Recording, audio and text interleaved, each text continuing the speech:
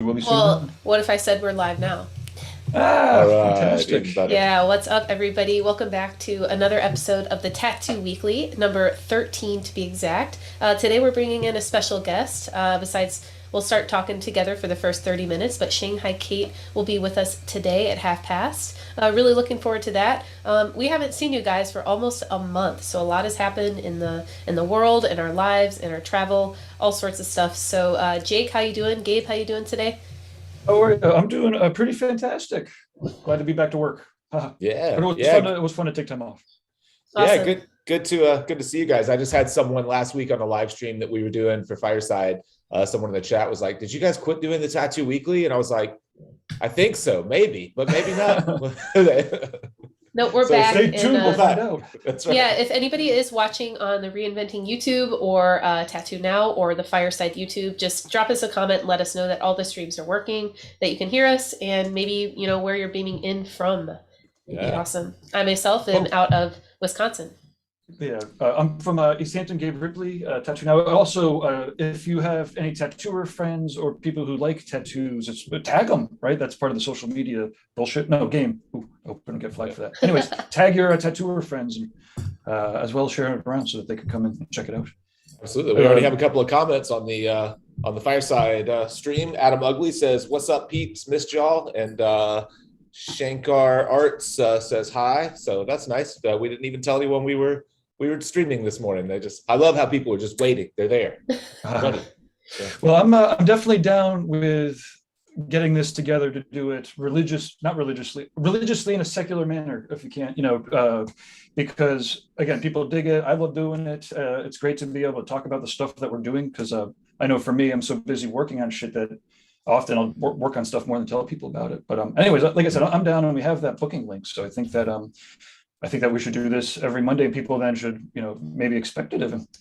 Yeah. Yeah. I think for people who are watching, Adam Ugly says he's in Charlestown, Chestertown, Maryland. Sorry, but for people who have been wondering what happened to us, I think that the Sunday night thing was just tough for all of us. At the end of a weekend, Sunday night, trying to get in front of the computer, I think we just all kind of fell flat on that. And so maybe Monday mornings are a little better. Then of course, if people are working Monday mornings, it's available for replay, which is always the good thing about the YouTube. Oh, geez. Yeah, Monday mornings are, for me in particular, are like a wham, bam, bam. There's so many things happening in the world that happen and accumulate over the weekend. But yeah, I'm excited to share like what's going on in my world. We're all pigments, reinventing, all that sort of stuff. But first, I'm going to roll our intro clip, y'all. Yeah.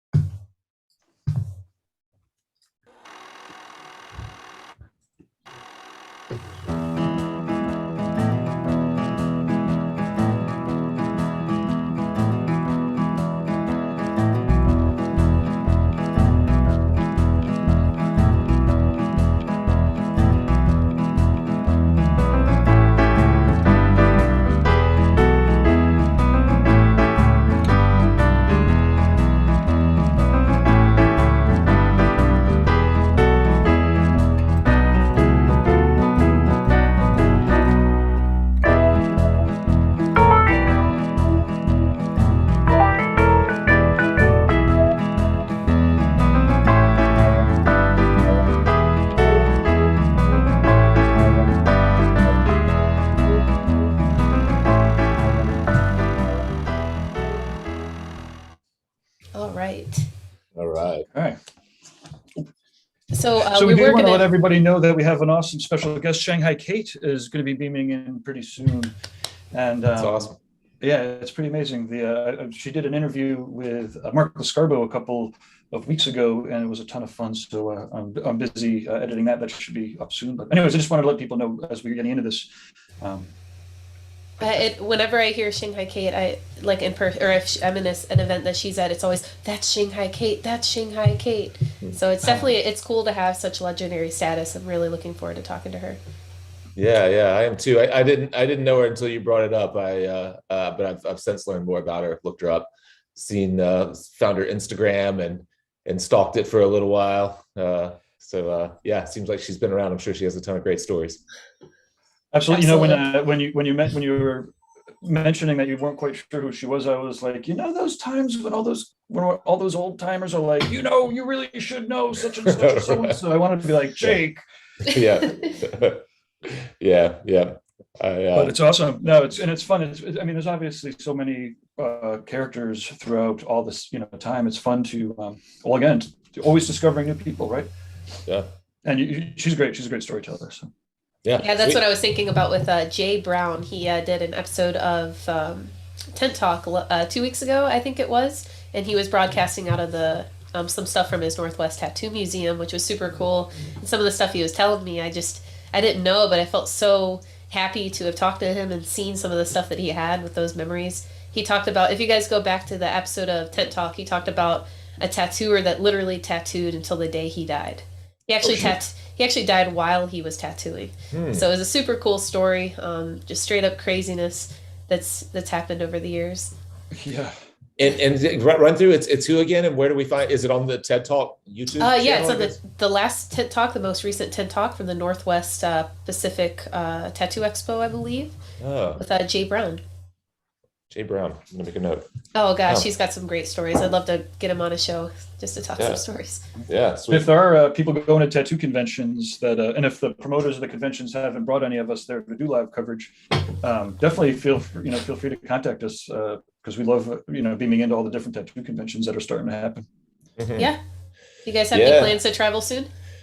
Man, I do. I didn't even realize how much. I started planning out the first of my year, and it looks like the spring is a little bit crazy already. But that's cool. I'm excited. Hopefully this new crazy COVID variant that's popping up, it doesn't throw a wrench in it. Every time we think we're over a hill, I will turn on the news and they're like, check out what's happening in Africa. So hopefully all these shows are good to go. My first one though, I'm going to do the Star of Texas, Marcy Wilkinson's convention. Awesome. I haven't done it in years. It was one of the very early conventions I ever did. It's funny. This is her 20th anniversary, and I remember being at the first one. This is the 20th awesome. show. I went to the first one, and I was just talking to my buddy David, who I shared a booth with at that first one. I was like, "Hey, do you remember going whenever it was in Houston and not Austin?" He was like, "Yeah." And I was like, well, that was 20 years ago next month. Crazy. So crazy. But my buddy Ty Pilata had an extra booth space and reached out and asked if I wanted to come out and tattoo. And so I've been wanting to get back to Austin for a while. I love going to Austin in January and February because it might be 75 degrees. Yeah. That's cool. You can hang out with that Baxter, I imagine? Or, I go to the show? Or? He has before. I don't know if he is this year. I'll reach out to him. Yeah, I'll definitely catch up with him. I know that he's got a new house since I've been down there, so I'd love to check out his house and studio. So I'll definitely try to catch up with him and Jeff Ensminger, who I haven't seen or talked to in a long time. So I'm going to try to catch up with both Austin of those guys. Austin is filled with amazing tattooers. The list literally goes on and on. Oh yeah, for sure. Vega. David Vega. He works with Trent Below. If you make it to the Oasis, hit up Trent. Andy Foe's over there too. The Oasis. That's the name of the shop. The Oasis? No, it's actually Devotion Tattoo Studio, but they're at this place called Oasis, and it's like a beautiful place that overlooks Lake Travis with restaurants. It's a great place up the mountain to get together. So, okay, sweet. Made a note of it. I'll absolutely do that. And I will reach out to David Vega. I didn't think about that. We were talking about, Gabe and I have been talking about maybe doing a Memphis event that focuses a little bit on black and gray tattooing. And the first name that popped out of both of our mouths was David Vega, but I don't know him. I've never met him. I'm just a fan. I could always attest to his credibility. He's a great person. I've known him for several years, but he works with Trent Below and Andy Foe. So they have a really fantastic group over there at Devotion. Sweet. All right. Cool. I didn't mean to be distracted by my phone, but there's a site that I do is Vintage Tattoo Flash that I power, and we had all the Sailor Jerry flash for that we represent for art collectors, and so when he was pinging me, I was like, "Oh man, too busy. Can I interview Shanghai Gabe?" Yeah, sweet. What about you guys? What's your winter and early spring travel schedule? Gabe?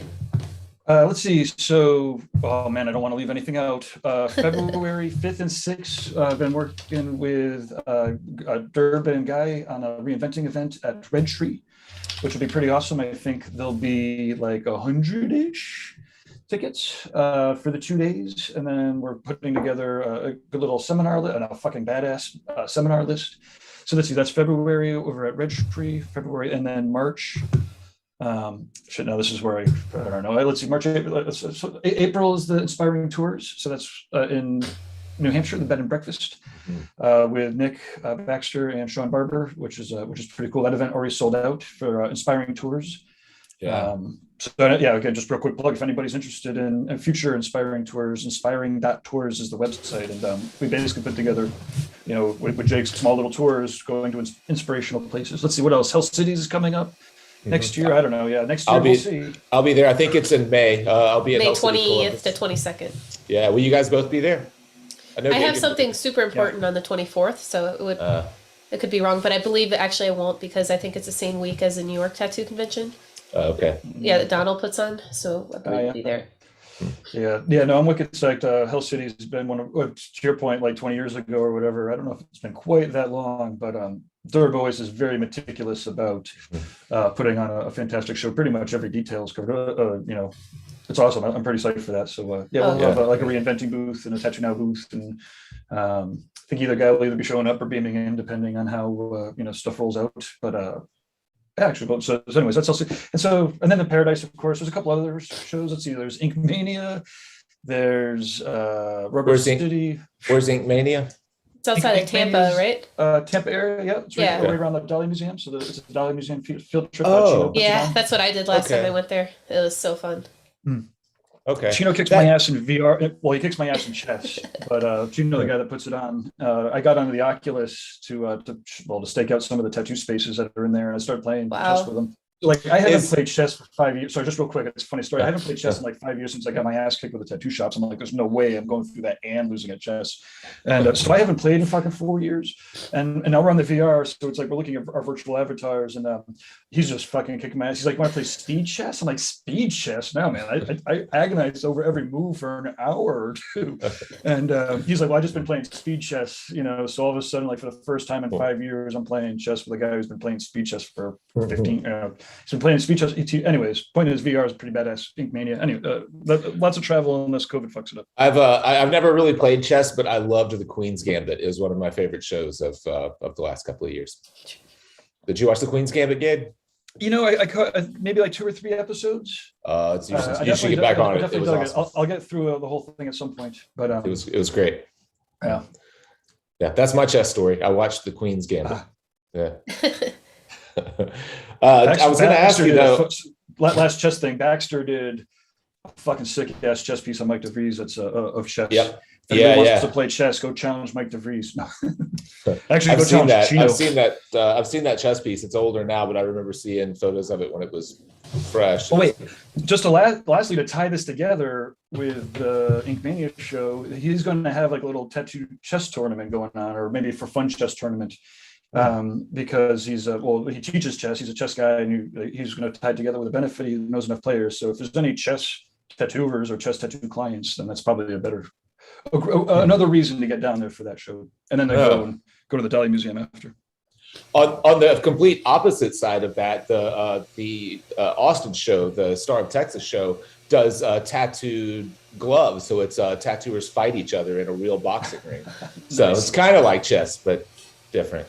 I've seen some of those videos. They're pretty awesome for sure. A lot of fun. And some of the tattooers, they train. They'll start training ahead of time. Yeah. There are some grudge matches I've seen there. I don't know if she's still doing that, but the last time I was there, the Saturday night, they like have an auditorium, a full-on ring. What's his name from Ink Master is the announcer. Robbie? Oliver Peck is like is the announcer or whatever, and guys go at it, man. They're really fighting.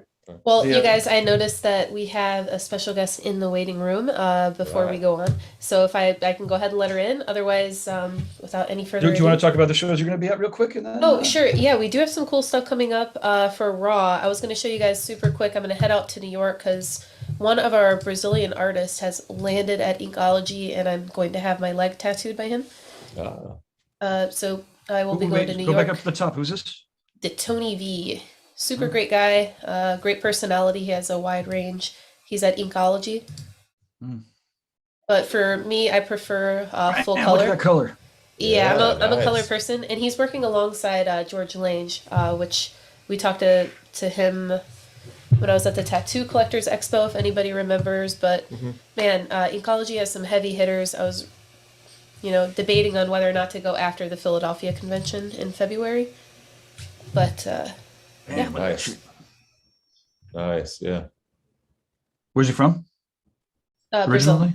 Brazil. Porto Did you Alegre. already say that? Did I miss that? Yeah, look at that. Yep. So it's cool to be able to meet him and get back to New York. We've got the Philadelphia convention in February, and then I believe there's a sort of a historical bit that will be following along. I think there's an educational conference as well, but I believe, was it Lars that said he was putting something together right around Philadelphia, in Philadelphia, that's kind of like tattoo history. So we can update you guys on that. Yeah, really cool stuff. Otherwise, in March, we'll have the Chicago Tattoo Convention, and hopefully some more stuff in Europe when it becomes available. So yeah. Nice. Yeah, The New York awesome. Tattoo Convention will be in May.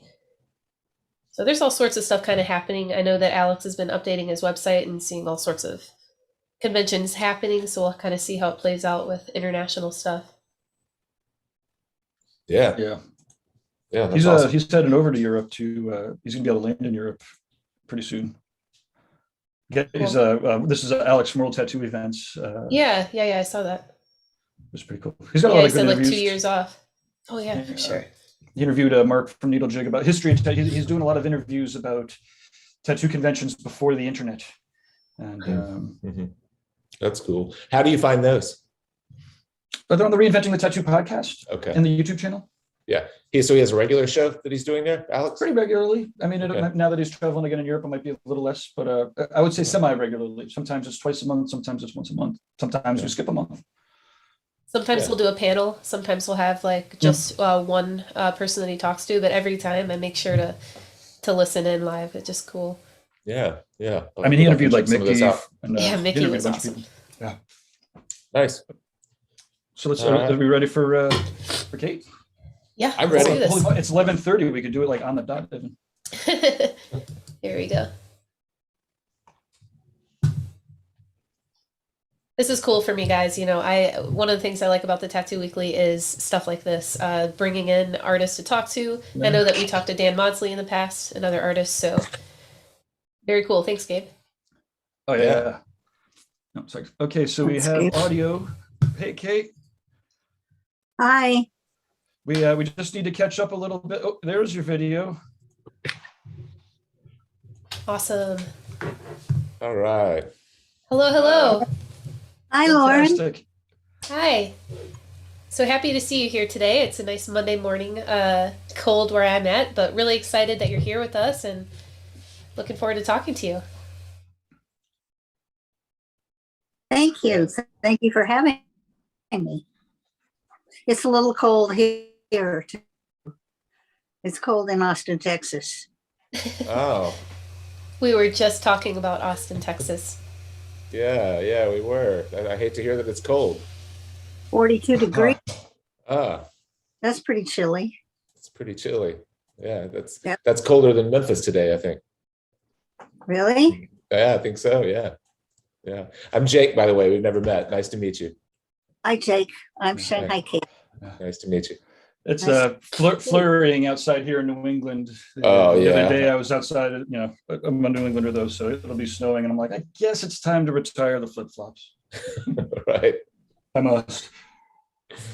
Yeah. I'll never forget doing a guest spot at your shop, Gabe, in February, and staying at an Airbnb. We went a little snow. Yeah. So I stayed at an Airbnb like a mile away from your shop and didn't think about how terrible that walk would be every morning in February. It was brutal. So bad. We didn't walk anywhere. We just stayed in bed. Yeah. I mean, there's no walking. There was ice. There was about 2 feet of snow on our driveways. We live in the country a little bit, so we're a little isolated. And friends on this street that we live on gave us boxes of old burgers, horrible things to ever put in your mouth. And but God bless them for coming to help us. And they gave us a generator, which helped. And then we have a wood burning stove. So we had that going too. So it wasn't too bad, but it was pretty miserable. And we couldn't drive anywhere because the roads were just ice. So there were a lot of people who suffered greatly during that. There were little boys, the little boy who froze to death in his bed. You know, I mean, we're not used to this. What year was this? That was last year. Last year, yeah. Yeah, we got hit in Memphis with that same storm. It was the worst snow I've ever seen in the South. It was terrible. Right. Yeah. And people dying, old people dying, little 8-year-old boy dying in his bed because he froze to death. It was horrible. Terrible. And it's because, you know, our governor didn't want to hook us up to the national electric grid. You're off grid. You could fend for yourselves. You're Texans. Yeah, that's right. Freedom. Texas tough. That's what they call us. And nothing's been changed. They haven't put us on the grid again, you know. It's not like the chances of something like that happening again are not 100%. Yeah.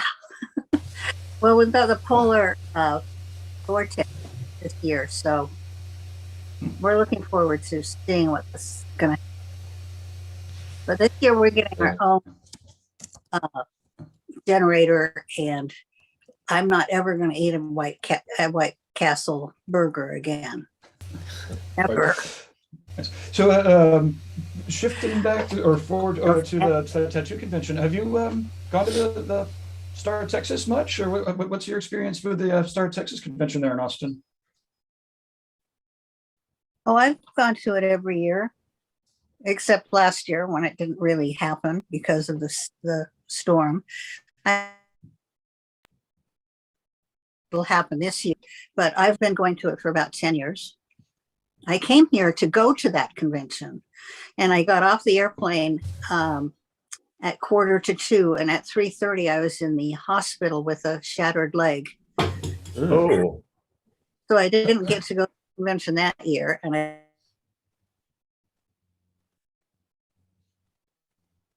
and 6 weeks I spent about 6 weeks in a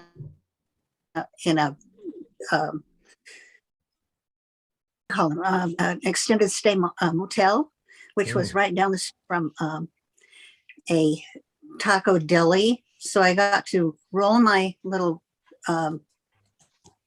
wheelchair down to the taco deli, load up on really delicious tacos, roll back to the motel, and just watch television, read books, write a little bit on my book. Spent about 6 months there in rehab and stuff like that. That was the way I entered Austin. Wow. And then after they released me from rehab, I said, well, I'm going to get out of Austin. I'm going to get away from this place as far as I can. So I flew to Kodiak, Alaska, and I opened a tattoo shop in Kodiak. And I was there until December, the middle of December, when nobody wants to be in Alaska in December. And so that was horrible. So I came back here, and then my friend Michael Corcoran, who is the music director for Austin, which is a pretty sizable job, got a plaque to the South by Southwest Music Festival, which is the biggest event that they have here in Austin. So I got to go to that, and that was really fun. And so I said, well, I really like Austin. Yeah. You broke up a little bit. How did you break your leg? I missed that part. Oh, I didn't explain it, but okay. I went to a market. I was going to stay with Michael Corcoran in his little trailer at the Shady Grove trailer park, which is pretty famous. Lots of famous people live there. And so I went around the corner. It was drizzling rain. There was a dinner that I was supposed to go to that night. And So I went to this little market and got a banana and a bran muffin and a bottle of water. So I thought that's going to be a good, afternoon snack. And so I got out of the door of the market, and there was a handicapped ramp there. And I thought, oh, I'm going to take that because, it's easier. And it was drizzling, but it was against code, and it was covered with external house paint. So it was very slick. And so I stepped on it. I have a history of falling. So I started to slide, and I said, oh, this is not going to be too bad. I'm just going to fall on my butt and it'll be okay. But instead, my left leg slid off this ramp, and my sneaker got stuck in the rubble of the black tar next to it. And my leg stayed there, and I kept going. And I shattered my lower bones. Had you had any previous injuries throughout your career to your hands, your arms that were that bad? I'm the queen of injuries. I've fallen off of a mountain, 300 feet vertical fall straight down, of a glacier in the Wasatch Range in Salt Lake City, Utah, on the 11,000-foot mountain. Fractured my lumbar region, hiked out, and then went to bed for like 4 months. And then after that, I was hit by a pickup truck, and a different day, and broke everything in my cervical region. And then I went traveling in Panama, and I was run down by a pack of wild dogs in Panama, and I broke everything in my thoracic region. So my whole back has been shattered through these accidents, but I've broken legs. I've broken, thankfully, I've fallen a lot of times and put my hand down, my right hand, and I haven't really broken my right hand or any injury to my arms, but anything, back related or from the hips. Yeah. So I've got a question that I've been asking some of the, well, a lot of people, I suppose, but what was your very first memory of tattoos being on people? Like as a kid, did you see them on people, or what was the first memory of tattoos? Well, I grew up in a rural area in Salt Lake City, Utah, and we were on a farm. And my Uncle Jim was a long distance truck driver. And when I was about 8 years old, he would come and visit our farm, coffee, and hang out with my mom and everything. And he had 2 tattoos on his forearms. He had a rose with his wife's name in it. And then he had a panther snake around it. And so I would sit just like mesmerized, looking at these symbols of freedom. I was desperate to travel. I really have, that's my major thing is travel, go see things, that I don't get to see very often. So that's what I do. I go around the world, and I try to travel as much as possible. And and these symbols were, signs that he had gone somewhere, that he had done something that was different than just staying on the farm or riding the horses. And so I was fascinated by those. And so those were my first glimpses of tattooing, I think. Awesome. We speaking of traveling, we've got fans from Poland. I can't. My pronunciation is horrible, but Makiek says Poland says hi, guys. Argentina sends their love, or maybe not all of Argentina, but probably all of Argentina, if I had to guess. Yeah, there's like 3 people. Yeah. Well, hello, Argentina. Hello. Yeah. So what year was that, if you don't mind me? Oh, whatever. So let's hear a little bit more about how you got into the tattooing, I suppose. I know that you've told the story a bunch, but maybe if you give us a little bit of a teaser and then let us know some of the other places where you may have told the long version. Right. Well, when I was art trained, went to LA and studied at LA Center, the Los Angeles Center of graphic design, and also Chouinard School of Fine Arts. And I was a graphic designer for many years, working at New York City on the Fifth Avenue advertising agency. And my next door neighbor in the apartment that I rented was Michael Malone. And he was a carpenter, and he was, a handyman. And so I became good friends with him, but he also wanted to be a photographer. He wanted to investigate tattooing. And so I was interested in that. But more than that, I was more interested in the characters that I met in the tattoo places that I went, like Huck Spalding and Josie Spalding. And, these people were funny. They were characters. They traveled the world going to, and being in carnivals and stuff. And that kind of my dream. And they were a family, these people, Paul Rogers, all of these people. And so I was fascinated by their lifestyle. And so Michael, though, wanted to just document their their work and, what they were doing. And so I would go out with him, and we would investigate tattoo studios and tattoo artists on the East Coast. It was illegal in New York, and that illegality, folded over to Washington, D.C. and a lot of other places in the East Coast. And so we made it a mission to find these people and interview them and document their work. So we did. And one of the places, when I was working at the advertising agency on Fifth Avenue that I used to go to all the time, was the Museum of American Folk Art.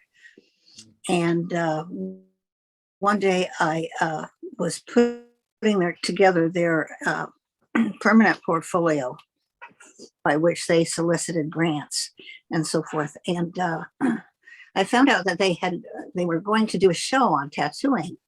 And I said, what are you going to do in this show? Because it's illegal. And, I've never seen any evidence of tattooing memorabilia in your, museum. And they said, well, we just have pictures of sailing ships and things like that. And I said, well, we have a lot of pictures of really incredible sessions at Huck Spalding's and, Cliff Ravens and all of these places. And so I took Michael and our slides in to see the museum director, Bert Hemphill, and showed him what we had. And he said, I'm going to give you one of the rooms. I'm going to give you a room, and you're going to do a contemporary section of this museum show. And so awesome. We did. We had, slides, photographs, and we were able to go, worldwide and find people that were incredible tattoo artists like Sailor Jerry and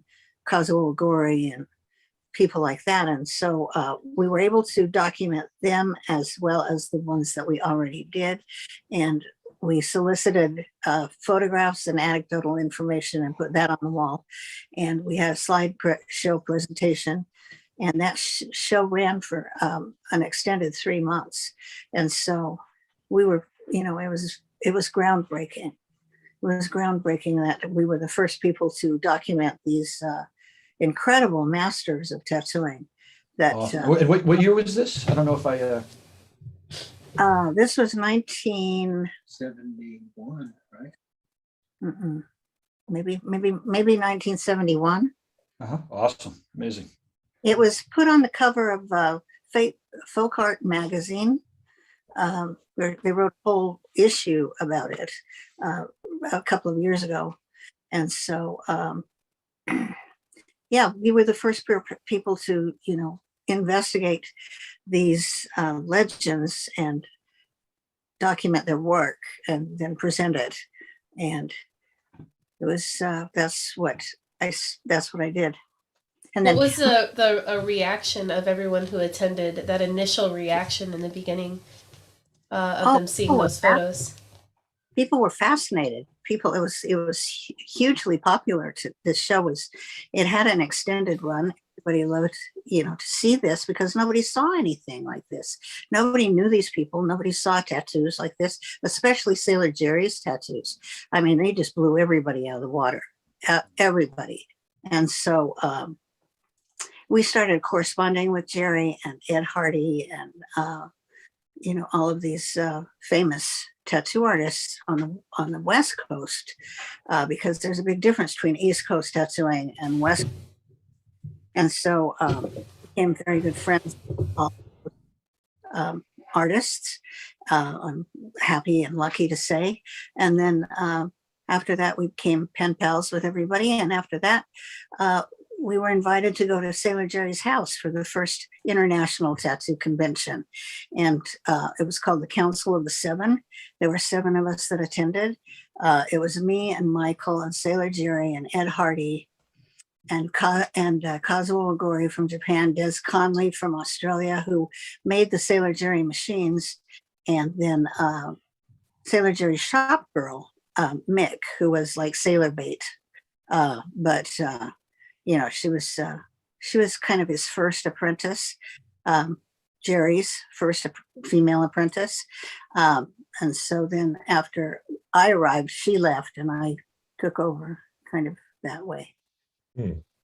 What would you say, you mentioned that the tattooing was different from East to West Coast. You mean stylistically or just the characters themselves, or what would you say the big differences were at that point? Well, both stylistically, it was very old school, kind of crude on the East Coast. They just stayed with what was popular, the old flash that you see from Spalding and so forth. They had painted on the inside of their lines. So because it was illegal, if the cops came in and saw that you were tattooing, they would confiscate all of your gear and fine you. And, nobody wanted any of that. So when somebody was going to come to get a tattoo, the tattoo artist would pull the slides, the blinds down, and then people could choose the images off of the blinds. But in the West Coast, it was very Japanese oriented or even Chinese oriented. And so it was the birthplace of Ed Hardy's love of tattooing and Sailor Jerry's love of the Chinese tattooing. And so it was, just whatever anybody could come up with, dragons and fables and, the Kuniyoshi comic book kind of stories that were on the woodblock prints. Very colorful, very animated, very, it was more about the movement of the body than the old school's plastered on kind of. So it was very different. Yeah. Interesting. Yeah. So whole world of stuff for us to to get excited about. Mm-hmm. Yeah. So I moved to California. Michael and I moved to San Diego to work with Ed Hardy. And then we went to the Council of the Seven convention at Sailor Jerry's house because he really wanted to thank us for putting him on a museum wall. He did not like the fact that he was, isolated in a gutter business, he thought tattooing was greater than that, and he believed that he was a fine artist. And so when we put him in the museum show, that elevated him, and he was ever so grateful. And we became lifelong friends after that. I've got some comments in here. Let's see. CW says, what a great interview. Love her stories. Love your stories. Let's see. Jason Leeser just popped in a question here. I think this is off of the Fireside Tattoo Network. Yeah, he's channel. On the Fireside channel. What would you say was the biggest struggle you encountered when you first started off? That's part one. And then part two was, did you find that there was any gender bias as you were coming into the industry? There was no gender bias when I started because it was illegal. And so nobody knew that I was tattooing because I was underground. And so I could tattoo without anybody even noticing that I was doing it, except for a handful of people who came to me to get work. I didn't experience gender bias until I went to the West Coast and I ran into Zeke Owen, who pretty much just told me, put your machines down, you don't belong in here, you're bad luck, all of those, silly little prejudices that they had. But he wound up being my best friend. And he wound up working for me ultimately over the years. And he was such a great man. I miss him a lot. He was my best friend in tattooing.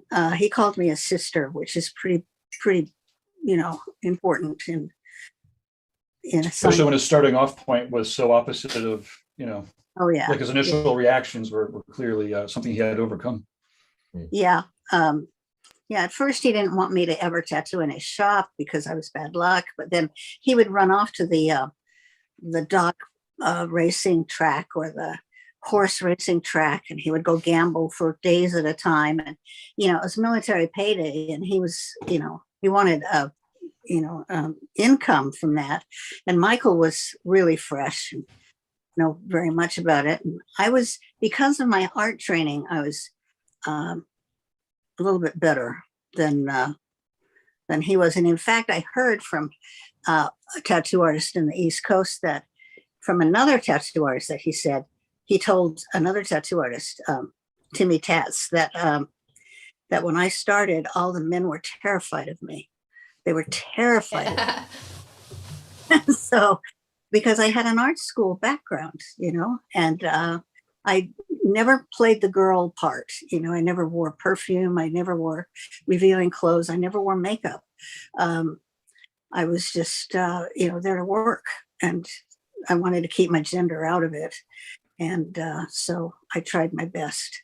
It's definitely one of the things, listening to a lot of your interviews, it's definitely inspiring. Just put your head down and work, right? And as you were talking about, when you're going to conventions, there'd be a lot of people that are kind of fucking off and doing different things, and you're like, I'm going to go there, and I'll sometimes you might make more money than they would before they even got there. Yeah, I made that as a goal. When we went to the Mexico City tattoo convention, that's why I got kidnapped in a cab, was because I went to the convention early Sunday morning without the guys. They were all celebrating Tony Olivas's birthday and the Day of the Dead. And so they were, a little hungover and everything. And so I said, I'm going to go dollars before these guys even show up. There was that kind of competition, it was healthy, and it wasn't negative. And, and Tony is a great friend of mine. I went down to Jack Rudy and Brian Everett and Paul Booth, and it was really heady to be in those companies, and so I didn't take any of that for granted. I felt very fortunate to be able to call these people my best friends.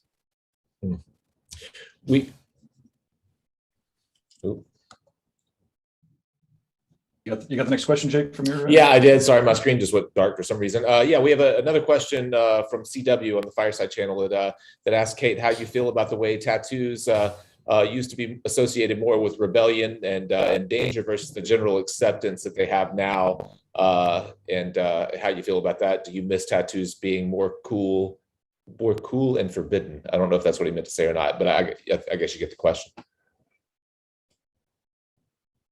Oh, yeah, well, long like a secret society had tattoos back in the day. You had to be somebody who had some swagger, and maybe spent some time inside, and that's still the truth of it. Certainly Chicano tattooing is prison based, was until it came into the standard, the street. But now I'm not really thrilled about how tattooing has gone, because now they have the pick and pokes. They have these little tiny Friday the 13th tattoos. People are getting all dots all over the silly tattoos. See, tattooing is supposed to mean something. It's supposed to reflect your inner being. It's supposed to be something about aspirations. It's supposed to be about dreams and, you know, you know, wanting something larger in your life than just, you know, some little cartoon drawing of a box of Tide, you know. I can't stand it when I go to a coffee shop now and all these girls have all these little blobs all over their arms. And I'm thinking, what, you know, at some point you're going to be 35 years old and you're going to realize what you've done to your body. And now you're going to have to spend a lot of money to cover that stuff, you know, and here's my card because cover. But yeah, I think that it's lost a lot of its respect, lost a lot of its, you know, purpose. You know, tattooing is holy work. My new shop is named Holy Work because it is holy work. When you sit down with a client, you know, you're going to change their body. And that's important that you're going to do that in the most respectful and most honorable way. And just slamming something on you just so you can be cool, you know, you can get your summer tattoo out of the way. You know, it's just, that's not what tattooing is meant to be. You're supposed to be joining a society or a group of people, you know, have gone through something. Tattoos are symbols that you've gone through something, you know. And may I ask, what were some of those conversations with some of your friends, like say Paul Booth or Tony Olivas? What were some of those conversations like? Did you ever, you know, as a group or friends, picture what the future that you were creating would be like? Oh yeah, we all did. What were some of those conversations like? We'd all sit around. Well, first of all, the magazines and everybody, well, yeah, first of all, the magazines came out and everybody said, oh, you know, this is the end of it. This is the end of tattooing. You know, and in the beginning with tattoo conventions, we didn't really tattoo. We just showed our work and sat in a booth in a hotel, you know, in a hotel ballroom. All the tattooing that went on in those conventions in the early days was done in our rooms. We didn't ever publicly tattoo. And so we would always say, you know, oh, this over. Tattooing's over. You know, it's not, it can't get any lower than this. And then so the mess came out and we thought that was the end. And then the conventions came and that was the end. And then the supply companies opened up and that was the end. And that pretty much was the end. But when it was a secret society, then it, you know, it was kept private. You know, you had to be in this secret club to get everything from bandages to tubes to, we made all that stuff all by ourselves anyway. We made all of our needles, all of our tubes, all of our machines, all of our pigments. Everything was, you know, cottage industry kind of, and so the death of tattooing was always you know, right around the corner. You know, that it was going to be over, you know, at any time. And now kind of it is, you know, the kind of tattooing that I love to do. But not really. I mean, my clients still find me and they still come to me and they, you know, I still get to peer into their psyche and, you know, find out what, you know, makes them who they are. Yeah. And it's still unique to get a special tattoo, right? Just because everyone's getting, like for me, getting a tattoo to be a rebel is almost the same as getting a tattoo to be cool. It's like, you know, to your point, it's like when you get tattooed to express what's coming out or to attract something, that's what makes you a rebel, like doing the things. And the tattoo is a way to conjure it, but it's not a way to shortcut your way to it. Right. You know, people, you know, you see these 18-year-old skateboarders and they've got sleeves. I mean, and that was a number of years ago that was happening in New York City, you know, and it's not, again, I mean, what do you put on a sleeve when you're 18 years old? You put a bunch of garage band logos, you know, and I'm always preaching against that. So I get some questions in from the TattooNow YouTube, it looks like. Jason's asking, what has been your favorite story from being part of the Bristol Tattoo Club? Oh, just going over to England, and the club doesn't really exist now like it did in the past when they had the bar, and they would have these conventions, and Pam Barton was always pictured getting showing off her tattoos. But I think it's just the documentation of that work, that old work. I mean, actually, could you let our viewers know what the Bristol Tattoo Club is? I realize we just kind of jumped into the question, but a lot of people probably have no idea. Well, it's a British tattoo club that was started out of a bar in Bristol. And, the Brits have always had a real fondness for tattooing, street tattooing. And, so I went over to Europe, and I lived with Painless Jeff for a while, which was a pretty exciting time of my life. And Terry Wrigley too. And, these were and Jimmy Skews, of course, is the son of Les Skews. So, he's kind of the backbone of the tattoo club now. It's still going on, and it's still a mark of some honor to belong to the club. But I really didn't have that much interfacing with them because it was pretty much over by the time I got to England. But it was pretty interesting to go to England and observe what tattooing was like over there. It was centuries behind us, literally. Yeah, interesting. Very, very Hell Angel-ish, Do we have time maybe for one more travel story, seeing as how I'm pretty sure everybody here on the call and nearly everybody watching loves to travel and has been hindered for the last couple of years? Yeah, I have time. Yeah. Go ahead. What? I said, I have time. Yeah, if you've got another travel story, I'd love to hear one. Well, of course, my most famous travel story that I talk about is getting kidnapped in the cab. I was gonna ask. But we do have that one recorded coming pretty soon. So I don't know. Is there another? What's another one? They're all awesome, and feel free to embellish. But we do, like I said, I just got through editing that, so that one's fresh in my mind. Yeah. Well, I've had a lot of experiences while getting run down by a pack of wild dogs in Panama. That's the great. When I told my doctor that when I came back, he said, "Now you're just making shit up." Because, who gets run down by a pack of wild dogs in Panama?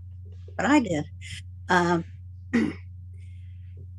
And I was laying on the street in Boquete, a tiny town on the side of the volcano in the rainforest there. And all of these Panamanian people came up, and because I couldn't move. I had, severely injured my back again. And they were coming up and petting me and speaking Spanish. And the only Spanish word I really know is tranquilo, which is relax. I'm telling them, relax, relax. And then they called the paramedics, which was like two guys in a wagon. And they were going to take me to the hospital. And I said, no, I'm not going to go to your hospital because I'm going to wake up in an ice tub with one kidney or both kidneys gone. And then I'm going to owe you like $100,000 for the privilege of doing this. So I said, no, I'm going to the condo. So I walked over to the condo. And then I took a Jeep ride down the side of the volcano down to David, which is a little town, a very tiny town. And I took a prop airplane from David to Panama City. My friend, one of my best friends, was a super agent for Continental Airlines. And so I called her and I told her what happened. She said, well, if you can get to Panama City and get a plane out to Buffalo, New York, which is where I wanted to go, she said, I can get you a medical evac ticket. I said, okay. So I got to Panama City, but in Panama City, it's a very odd city because, every piece of property is owned by different people, and they're the ones that are in charge of their sidewalks. So one sidewalk is clay, one sidewalk is gravel, one sidewalk is concrete, steps. I mean, it's like a mess. And so here I am with my third back injury, and I'm sitting in the airport, and I'm looking at all these Americans down there who have reservations with hotels, but in Panama, they will tell you you have a reservation over the phone, but you really don't. And so when you get to Panama, there's no rooms. And that was exactly the situation. I didn't have a room. None of these people did. But I noticed this one cab driver, because I'm New York smart. I noticed this one cab driver was, hustling for people, taking he's handling things. And I said, he's the guy in charge. I'm going to talk to him. So I asked him if he could find me a room, and he said, you give me $50, I'll find you a room. I said, okay. So I gave him $50. He took me to the most down and out, rough trade whorehouse in Panama. And there was rooms in there for me. So I got a room in this prostitution house. The walls didn't go all the way to the ceiling. There was chicken wire across all of the rooms, so nobody could leap from one room to the other, I guess. There was a bed with a bear spring mattress and an eggshell foam mattress on it, and a chair and a bucket, and that's all there was in the room. So I took the eggshell. Having broken my back previously, I knew how to kind of help myself. So I took the eggshell mattress, I put it on the floor, I doubled it over, I laid on it, and then I put my legs up on the chair so that I was laying in an L shape, because that's what takes the pressure off of your vertebrae and allows your discs to breathe, and it relieves the pain. So I'm laying there, and I'm hearing people fight and do what other things that they do in a house like that, and scream and shout. And I just laid there, and I thought, you know what? One of these days, this is going to be a funny story, but not today. Not today. That was another sterling example of on the road. There's a lot of them, but I mean, I love travel, and I love traveling on my own, and I love, the middle of it. I love going to the Philippines and watch spider fights. In the Philippines, they'll bet on anything, and they bet on spiders. That Amazing. Whose spider is going to win in this, and they have chicken fighting. They have stuff. Gambling's huge there, but I love going to these places because it's what life is about. 100%. One of the things that obviously tattooing lends itself well to travel. The internet lends itself well to travel. It's definitely one of those amazing things. That tattooing allows us all to do. So I definitely want to catch up again in the future. Maybe to close out the segment, could you let people know some of the other places online where they could find out more about you and your tattoo schedule, and then if there's any tattoo conventions or tattoo shops that want to bring you there? You said you like to travel. I don't know how they would get a hold of you when travel opens up again, but why don't you give us a good little closeout? I don't even know if a closeout is actually a thing. But okay, well, the pandemic happened, and so I decided to take that time to have both knees replaced, because I had crushed one in a car accident a long time ago, and the doctor gave me too much anesthesia, and so it threw me into a little stroke. And so I retired. My husband is running my shop and our shop. I think that I'll try to get back into it sometime, but it's been almost 2 years now, and I'm not going to do it. I'm not going to get back into it until I can do the best work that I can. And my hands are trembling now, and they're getting better, but still, I put 50 years in this game, And I think that, you know, I earned my spot, and I have a lot of great. Before we go, do you mind if I ask one A more lot of question? great adventures. Yeah. Kate, I'm curious. What do you think it is about you that you've always had, that trait that you've always had, that's really just, you know, defines you? What do you think is that trait that got you through all those crazy times, the hard times, the good times, maybe that you had when you were a kid, that you could reflect on? Well, I had a very abusive. Yeah, I had a very abusive childhood. Very abusive childhood. And so my parents were my saviors, and they came to me up and show me the better things in life. And they took me to San Francisco. They took me to Denver. You know, they traveled to. They were gutsy people. I come from a line of gutsy women, engineers, and that's, I think, I'm just curiosity. I just have this interest. This I want to see everything. I want to do everything, and I have a very young spirit, and I'm 78 years old, which is, you know, pretty phenomenal when you think of other 78-year-old people. They're, you know, they've given up. I don't give up, and I think that it's that trait that my grandmother and my grandfather instilled in me, and that I've had ever since I was a little child. The first time I ran away was I was probably 2 years old, and I marched down this block to go to my my little friend's house who got new dolls. I wanted to see the dolls, so I walked down to her house and sat in her living room and looked at the dolls for a little while, and then I heard my mother yelling, and you know, my mother didn't really care what I did either. That was the thing. I was kind of directed as a child, and my grandmother helped me in, you know, some of that, but my mother didn't care. My mother just left me alone. So there was that, and I think that it makes for an independent child. Yeah. Who's curiosity. Mm-hmm.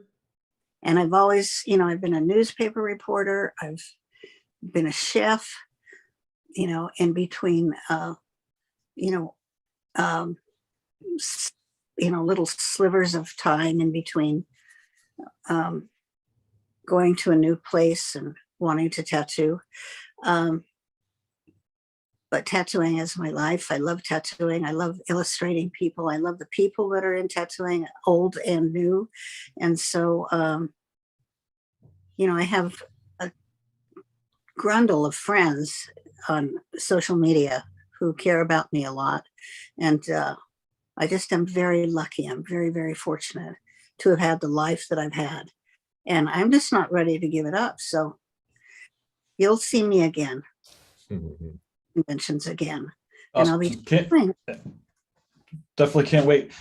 So I don't mean to move it along, but this is a Monday morning show, so we might have to do a little bit. ShanghaiKates.com is the website. ShanghaiKates.com. GHA. Yeah. KTES. Yes. Yeah, it was fantastic. Great stories. I really enjoyed that. Oh, thank you. Yeah. Yeah, they were harder. Yeah. Yeah. Harder to live than hell, right? Awesome. I'm trying to write my history now. I'm trying to write my book, and I know how I'm.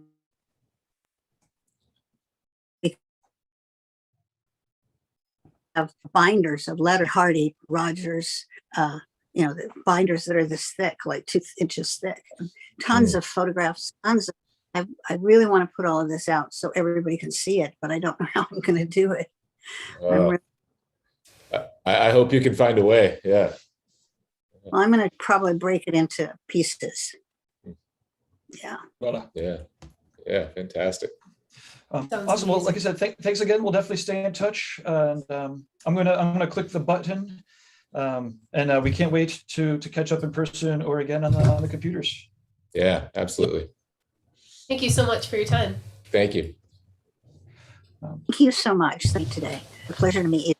Yeah, you too. Okay, how do I do this? Do we have time to run any of the other clips, or is that I have a few minutes. How does this work? I'm trying to figure out. Sorry, Kate, I'm trying to figure out how to let you. You might actually have to click the leave button yourself. You trying to get rid of me, I know. I'm so sorry. I'll take care of them. We'll have you back for sure. Bye-bye. Well, you're Bye. welcome to Thank stay you. on too. If you want to come. All right. So, Thank Lauren, what do you you. have for us? Thank you. Still not going. All right. Do we want to run through more, or do we want to save it for next week? What do you guys think? I'm good for whichever. Yep, I have a few minutes. So for us at Raw, some of the stuff that we're working on is EU certification, which is, if any of you are from Europe and you're following that, there are a lot of things happening that companies are being proactive. The regulations go into effect in January, which is right around the corner. So it's the time to, if you haven't, the time to really get your shit together. So we haven't been around as long as some of the other companies, like say Eternal. So it's a lot of fun, a lot of work to do. So we have some meetings coming up soon. And thank you, Gabe. I'm really excited to talk to Jesse Smith today, someone that I've looked up to for a really long time, just chat about pigments and such. So I'll be doing that soon too. Oh yeah, Nice. he's wicked geeky and smart about all that stuff, and Yeah. it's fun. Yeah, he loves it. We just had an episode air with Jesse last week, and for people who are interested in his ideas on color theory and all the things that he has learned about inks, which I'm sure you'll dive into, he covers a lot of that in his seminar, which we did at Paradise BYOB, and that's available over at Reinventing the Tattoo. Yeah, we desperately have to, or I desperately have to start updating some of the stage events and the seminars and get some of that stuff out there. Yeah, Jesse made a lot of good points in that seminar at the BYOB. I'll have to watch that again. Yeah, it was really good. I actually am almost finished with a re-edit of his that really that breaks it down and improves the quality of the audio and a few other things. I'm 75% through with it, so I'll re-upload it. Gabe, I was just going to re-upload it to you, so you can switch out the links on Reinventing or whatever needs to be done there. But I'll try to wrap that up today. And I mean, I'm not going to take much out, but we took a couple of breaks and things like that. Sure. There's no reason to have 10 minutes of dead air in the middle of a webinar. So. Yeah, no. Tightening all that stuff up is great, and I know that some of it's come my way. Just need to keep working and clear off the things that come into the desk off the desk. It's one of the reasons why I like doing this live, because there might be there's less post if we can keep it tight. Yeah. Awesome. Well, I do have cool. A tattooer or two tattooers. I have two upcoming interviews, and maybe if we could show off some tattoos for a minute or two, that might be cool. Yeah. Let's see, we've got Dothwaka, and I think I may have shown some of this stuff before, but man, I some of this stuff is just real cool. And I love the the kind of the dirty realism with the sketchy, and I know every once in a while I'm seeing some of the work and I'm like, it's impossible. Oh wait, that skin is really nice. That's cool. Even if some of the little details go away, man, some of this work is just crazy. Yeah, really nice. Yeah, let me fly through here a little bit, and then so these are all artists that are not these are all artists. We're doing a featured set of some of the artists in South Korea, and we were just talking this morning that Q Tattoos has announced his visa for the United States. Oh, he got it. Yeah. Awesome. Wow. So it's cool when people come over here with the restrictions, that things are moving along.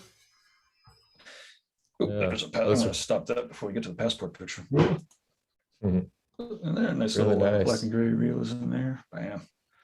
This is this is Dothwaka. Awesome. So cool. Yeah, really nice. Really nice. So there's interviews coming up with her, and like I said, I got another 6 to 8 of the top tier tattooers, and they're not Q, maybe Q in the future. But some of them have taken some of the seminars from Q, and the quality of the work that's coming out of there is pretty amazing, seeing as how it's still somewhat underground.